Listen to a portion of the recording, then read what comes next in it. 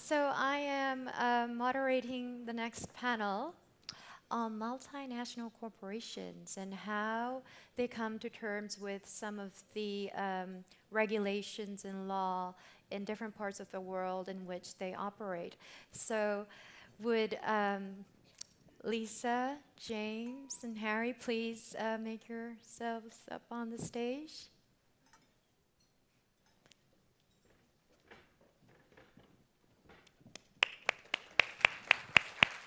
Oh, Lisa, I think you want me to you switch? two sit in front of your names. Thank you, James. We could switch it up. And then Actually, Harry, oh, and then Lisa. It was a clue.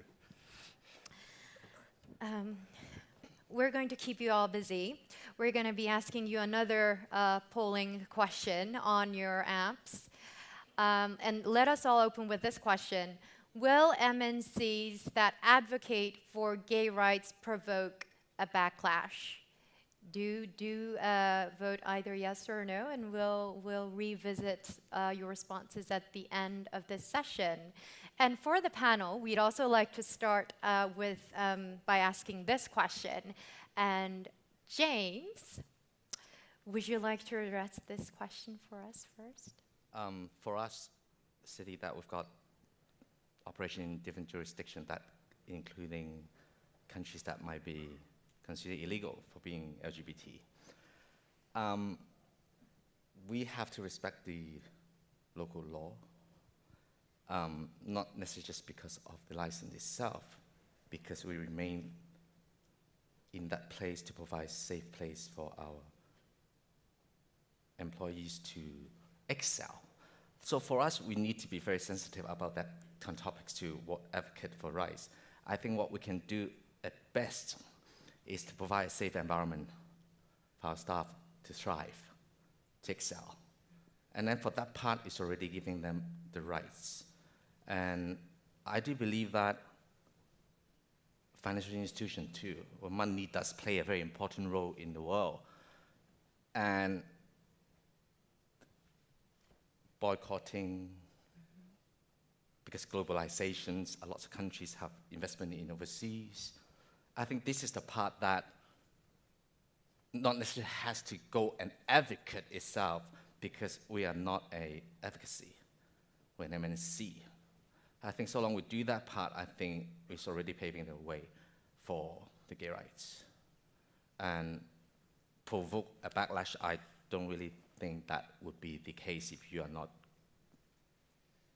going against something that challenging the local law. I think no one should be doing that anyway, but you can only influence. I think the world becomes so much smaller place now with internet, with globalization. Sooner or later, these people will change. Harry, what would your response be, and from perhaps what you've experienced? Yeah, I would echo a lot of what James says. I mean, I don't think it's the role of MNCs that operate in many different jurisdictions around the world, as James's firm, mine, and Lisa's do, to be actively campaigning against local governments or actively campaigning for governments in those jurisdictions to change the laws. However, I think what we have a responsibility to do is to instill our own values in every office and every country in which we operate, regardless of what the laws of that country are. So, for example, in some countries in which we operate, we cannot write protections that are specific to the LGBT community into employment contracts or into employee handbooks. So whereas my firm is an equal opportunity employer, we can't say that. We can't be specific about language. And while we try as a firm overall to become a lot more specific in the language that we use for all of our benefits, to make sure that all of our colleagues, regardless of sexual orientation or gender or any other factor, are provided with equal rights, you can't be specific about them in certain countries. That doesn't mean that we can't talk within those countries, within our offices in those countries, about what our values are, what we believe as an organization, and what is expected of employees in our own organization, and therefore what we would hope to see more broadly in the community. So that's the role that I think that we play. We don't have to be activist, but we have to bring our own values to all of the countries in which we operate. Thank you. Lisa, what about your experience at Manulife? Yeah, I guess I just want to start by thanking the previous panel. Although I do feel like we've gone from one end of the spectrum to a really exciting panel to like the corporate speak. So, you know, forgive us in terms of not being able to be as spicy as the previous panel. But thank you also just for your openness, because I think it just really set a tone for this afternoon, which I truly appreciate. So thank you for your true openness and for being yourselves and for the way that you spoke. I really appreciated that.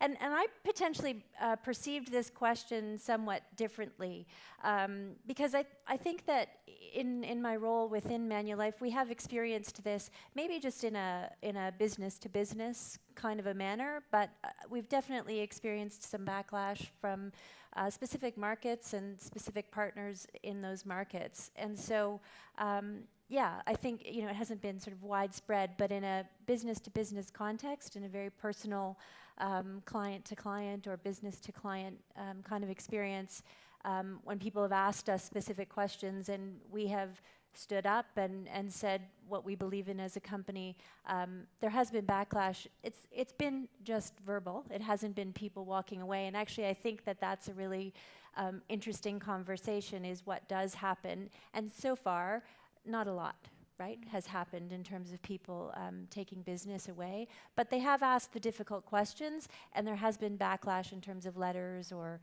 statements from clients that we've worked with. And so I think, depending on how you perceive this question, there is potential for backlash, I would say. Yeah, well, I think it's actually very useful to learn from the failures, like facing backlash. Do you have any stories that you could share about some of the, well, so-called attempted, but I wouldn't call them failures, but trials? My personal experience is no. Being a gay man in Asia, I know the sensitivities of that, and I play a very important role not to go that way. Because to me, it's a very important spot to how to influence. So I have not got experience. In fact, it's not necessarily just the organization itself, it's actually the people who's doing that will be more pronounced. You could have a banner saying that you're a LGBT-friendly company, but you're business as usual. Your team head might not be. Throw you the cross, throw you the religion, throw you all of these. Right? I think, in fact, having all these names in there could be wrongly represented. In the sense, I think having a top of the house to support that is a good thing. But ultimately, it boils down to the individual who is actually doing these. I'm sure a lot of these companies already have policies, insurance, same-sex partners, protection.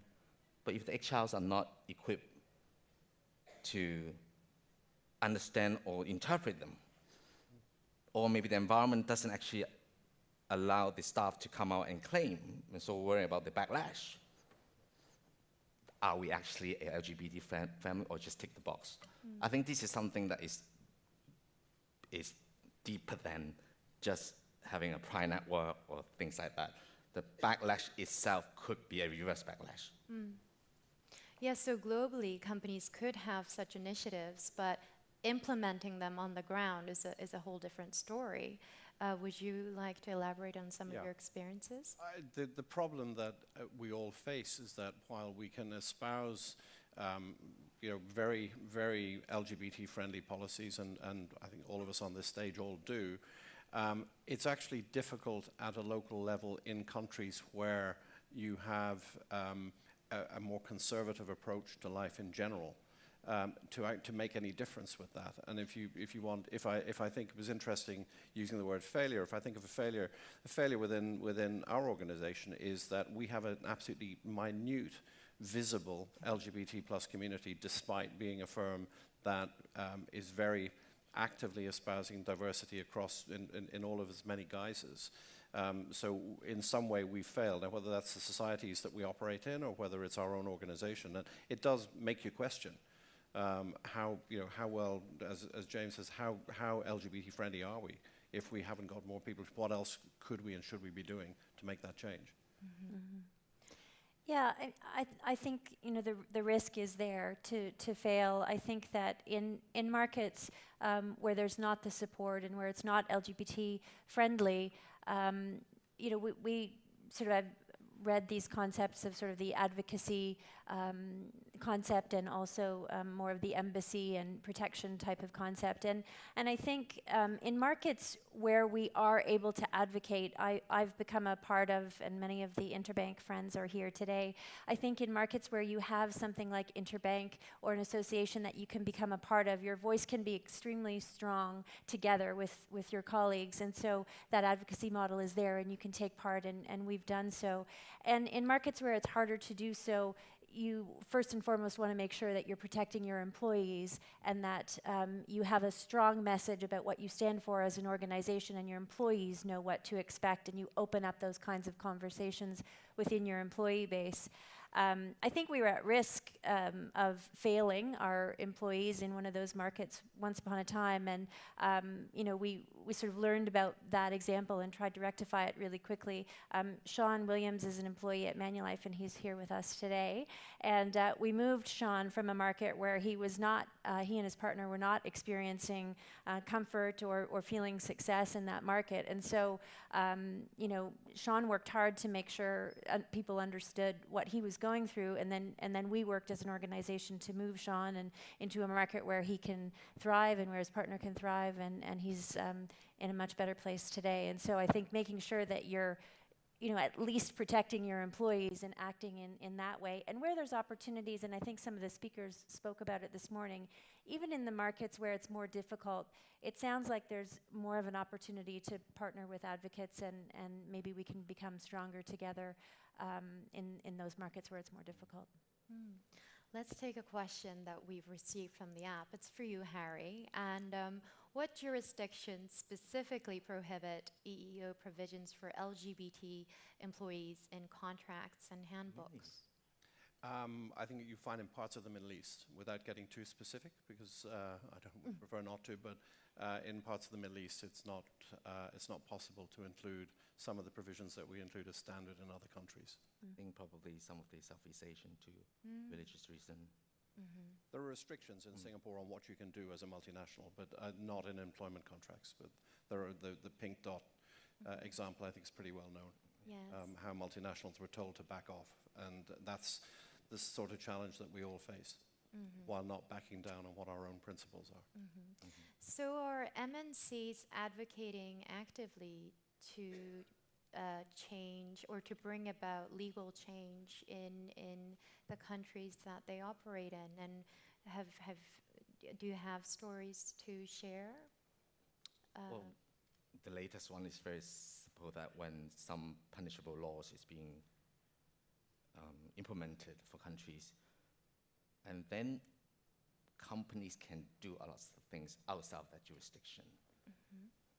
I think this is the part that could contain a little bit, but not necessarily actually eradicate this type of law, because ultimately, as I always mention, it's not about the law, it's about the value of the people's system in there. When the people are ready, when we individuals are ready to embrace others, we'll always move ahead the legal system. And then that time the government will follow. I think sometimes we think too ahead of our ability that, oh, the government will just change the law. I think it's a little bit it's a wishfulness in there, because those laws have been there for, obviously, sometimes for the majority of the people. At that time, the minority did not even exist or did not know of. So in order for government to change that, it would be very challenging, because the easy way is, there will be people get upset. We always hear that too, right? We have to worry about these people too, but not the disadvantaged one. So I think if we want things to change, I think we should change it from our own behavior. I influence you, you expect one person to influence, next, and that. Eventually, it would be something, the company will have a safe environment for people. Then it goes out. Employees wanted to come to join this organization for what reasons. I think that would be more organic. That could be maybe easier to achieve than hoping certain law will be changed overnight. Harry? Yeah, well, I think we saw a great example in Hong Kong with the QT case of how a group of organizations which banded together were able to really affect change. And I think we're in a wonderful city, but we know that our government is extremely conservative and has to be dragged kicking and screaming into making any change. And clearly, we have to kick and scream.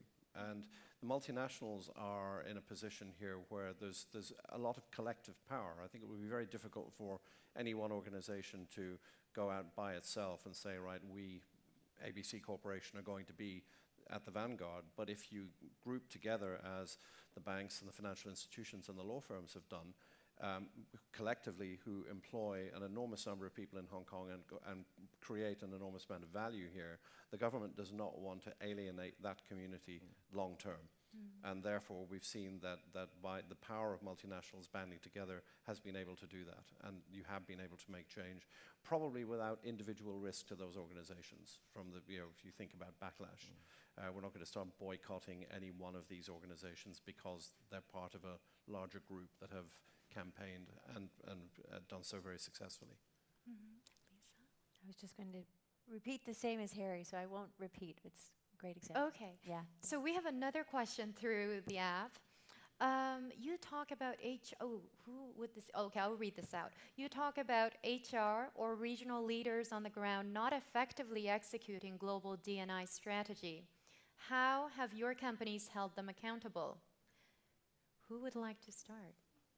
I can start. Right. Just lots of experience, and really good experience, and don't want to sound kind of too Pollyanna about this, but it is about, a significant amount of work and conversation. So global, regional, local, and then back and forth. And many of my colleagues have engaged in those kinds of conversations. And it's good conversations, even the process of having the conversations and figuring out what to do together. And many of you in this room are probably on that journey and trying to figure out how to hold those conversations and come to a resolution. But at the end of the day, probably many of you have corporate values that you want to live, and this is the opportunity to live those on the ground. And as a small example, we've implemented assessing our leadership group in terms of the what they achieve, but also how they achieve it. And it sort of, it kind of raises people's expectations, brings things to a higher calling, that you're expected to live out the how, and your performance is assessed on how you're living out the values and not just achieving the what in terms of the business results. And so that's one way that we've started to shift the conversation. The other is just sort of creating awareness and also expectation when you bring leaders together. So you have opportunities, whether it's conferences or what have you, bringing global, regional, and local leaders together. And I just recently had this experience where we had a leadership conference across Asia. And for the first time, we had a panel of employees on the stage speaking about employee experience, and the LGBT experience and how that person felt included or not in our corporate organization was expressed from the stage. And many of our employees came to me and other leaders afterwards and spoke about the fact that that was the first time that they had heard that kind of experience represented in a corporate way by leadership in a conference kind of public setting. And so it started to open up the conversation in a very local way. And then I think leaders are now feeling a little bit more comfortable to represent that in the local community that they're leading. Thank you.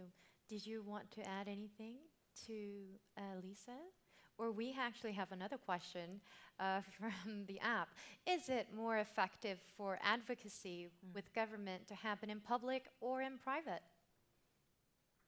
Private. Private. Okay, would you like to elaborate on why you would? Like us, an employer for thousands of people in many countries. A lot of the time, our decision making is not based on what the industries are doing, because we also believe that for long-term presence and influence to a government, there are many ways to do so. Particularly as a financial institution, governments are our clients too. That means we are also controlling them in the sense of how to raise fund rating. That part could be indirectly. I don't think anyone should need to be publicly humiliated. I don't think it would get you any further. But I think influencing these people to have a mindset change will be more permanent. I think it would be much more sustainable. It takes a longer time to do so. I think sometimes we are hoping there's a definitive line, or next year we have to change, 5 years, 10 years to change. No, this year is the World Pride, 50 years of the Stonewall. There's still gay men being stoned. There's still gay people get prosecuted.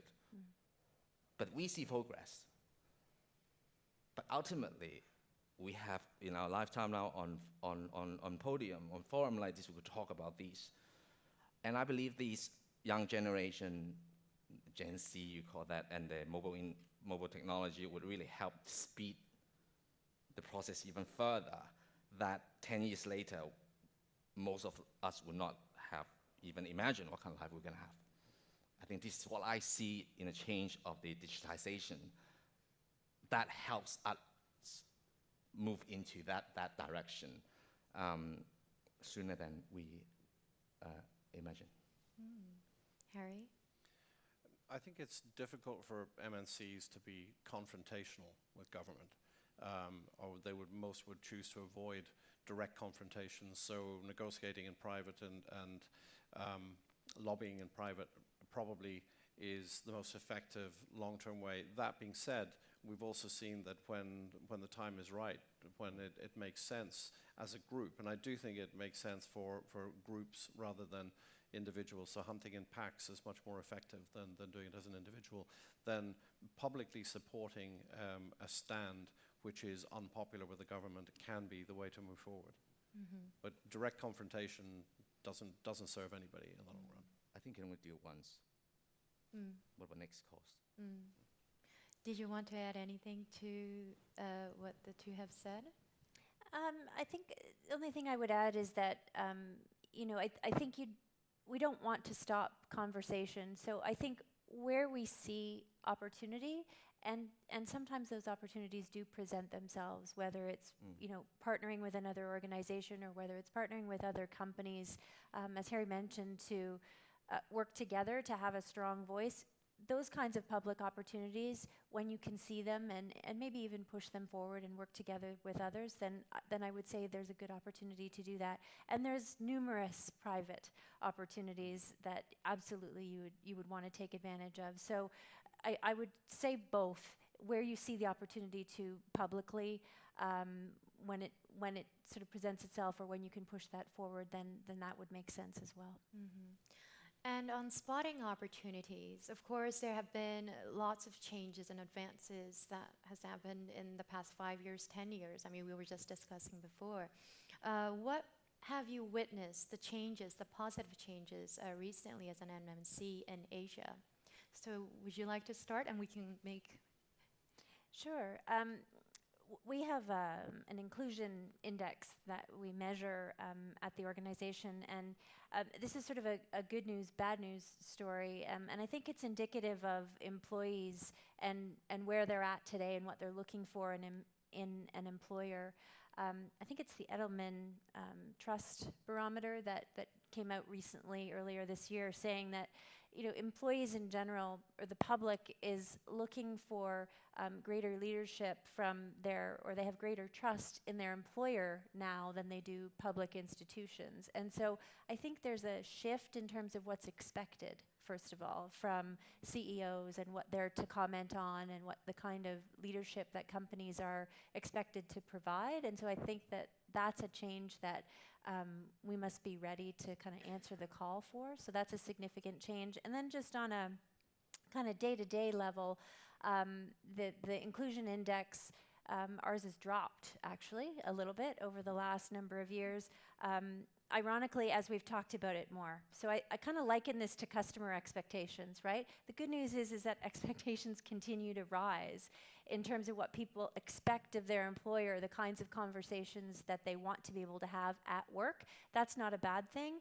And so with that expectation, we saw our score drop a little bit because we have to kind of raise the bar in terms of what we're acting on at the company as well. And so we'll answer that call and work hard to do so. But I have just in general seen a change in the number of conversations that people are willing to have due to the work of probably many of you in this room and how personal people are willing to get, not everywhere. So to be fair, there are markets where we have much more work to do, and there's been growing negativity, honestly, in some markets, as we all know of.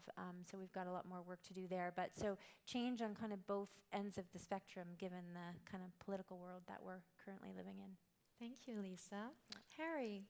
Yeah, I would say in the past 10 or so years, I mean, we've seen a huge change. And I would say even within our own organization, which when I joined as an out gay leader about 12 years ago, I didn't think it was any big deal joining the firm. I wasn't worried about the response, and I didn't get any negative responses. But to Lisa's point about conversations, we weren't having any of those conversations at that time.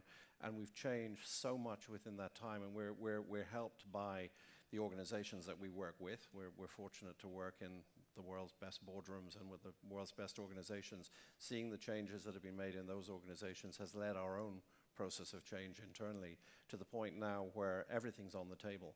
There are several different groups around the organization, the LGBT group being one, where people are focused on the different issues that did not used to be talked about. And they weren't conversations that people could feel comfortable with. And you certainly didn't bring your whole self to work. And a lot of people still don't, but it's now much more likely that people are going to feel comfortable, that there are safe places and safe groups of people within the organization that didn't exist. So I think that's something we can be very proud of within our own firm, but it's not just us. I mean, the whole world has moved in the same way. And while there are setbacks, and we see horrible stories in the media from different countries around the world about things that have gone backwards, the general direction is resolutely and resoundingly forward. And we just have to keep pushing it that way in all that we all do. Thank you, Harry. James. For me, would be from my first job as a young banker, from getting my boss told me not to tell people that I'm gay because it would stop me from affecting my career. She was being concerned and caring, actually. Right. To nowadays, I get involved. Yes. People talk about this. We talk about policy change. Talk about gay marriage now, insurance. A lot of changes might not get to what we wanted as a result, but at least it's 23 years, that span of life. And I feel that they've always been there. It's just we never dig around those stories. There will always be people be inclusive in an organization, whether there is a policy or not. I think I shared that with the audience last year too. Like in Malaysia, for example, we've got transgender colleagues there. Our CCO will be jailed if he talks about anything LGBT. But it doesn't stop me from visiting my employees, right? It's those local leaders that provide this environment that make me admire them more, because they don't need to come and talk about policy, they're actually implementing it. The harmonious environment allowing people to call center for disabled elderly generation, different people in that environment. I think it is epitome of what one person can change from as an Asian, that Asian perspective. We might not have the law or regulation to protect that, but we also have empathy. One of the speakers were talking about empathy too. Yes. We are not particularly confronting a lot of issues, which is true, but it also gives us leeway to find a way out. Now, it is up to the younger generation what they want. Now, as when I interview my intern or summer analysts, the first thing they will ask, how's your diversity and inclusion or policies? They are the one driving us into that. We have to equip our knowledge, because if you want talent, you want to have a conversation with your youngster. Otherwise, you're not hip. Well, whether you support LGBT or not, you're going to be not hip, right? I think this cultural change, media talk about that. You could even talk about jokes. I think it doesn't have to be all serious. I think we also need to celebrate that we have got this culture. Being gay is nothing new in Asia. I remember the community we just did the presentation or some research. It was in the first BC and the 8th BC in China and India, right? They glorify being gay. Maybe we've forgotten about just having fun, and we chose the word gay. It's supposed to be fun too. I think also it's up to us, being gay or LGBT, how we would like to be treated, to let people know, rather than passively waiting for someone to expect them to know that they know what we want. I think the younger generation will be doing this because this is how they've been brought up. They will ask. We have not been. So there will still be some cultural conflicts in there, but generation conflicts in there. But I think it is diluting so much more. My nephew would just come to me, oh, Uncle James has someone, for example. Oh, so you would have a husband. But there's no right or wrong with a husband. It's just very logic for kids to think that way. So I think I'm very hopeful in Asia because we do not have all these kind of extreme countries of way to have one or two, okay? I'm very hopeful, like Taiwan, when they just last year lost this referendum, they passed the law. Thailand will be next. Yeah. Hopefully Japan will be, if they want to continue to stay in the G7. Oh, yeah. Right? Tokyo Olympics. There will be always things people want to celebrate. That's true. So I hope that I choose to be hopeful. Yes, thank you. So before we go to the wrap-up comments, we have the poll results ready on the screen. Will MNCs that advocate for gay rights provoke a backlash? No, 69%. Yeah, any comments? No? Yeah, it's inevitable that MNCs are going to be involved in these conversations, and we should be involved in those conversations. And I think, again, collectively, we should not fear a backlash. Yeah.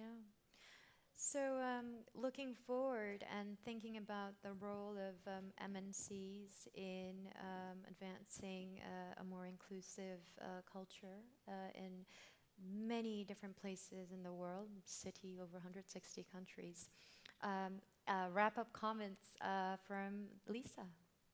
Yeah, I mean, I think I'll just reflect on this room and my experience. I'm originally from Toronto in Canada, and I've been in Hong Kong just for 2 years.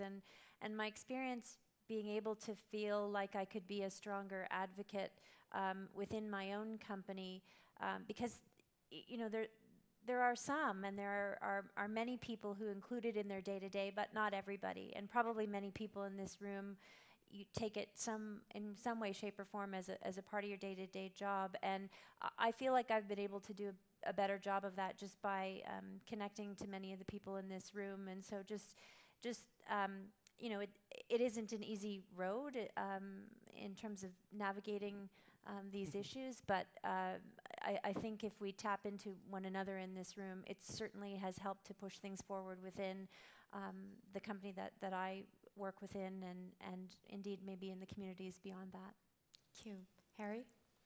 I would just say that I have immense personal gratitude to many of the more vocal activists, both in this room and in generations that have gone before us, that allow somebody like me to be sitting on a stage representing an MNC and talking about being LGBT and what we do about that. And it's the activists who do that. The MNCs are not going to be activists in the same way as many of the people in this room are, or as many of the Stonewall generation were before, but we have our role to play. And I think we can bring standards of what is best practice around the world. We can bring those into local markets, but we celebrate the activists who make a lot more noise than we do.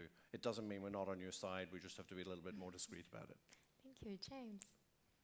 Our global CEO comes out that diversity and inclusion is important.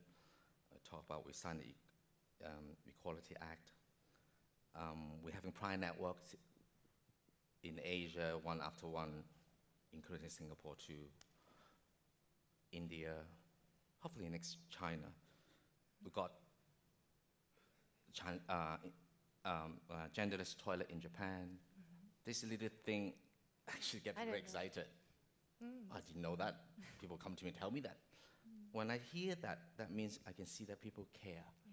People start to care, and at the same time, try not to just have certain expectation or certain result will be the end game, and also always be open-minded. It's okay to admit that you haven't achieved something, you know, so that you could move up.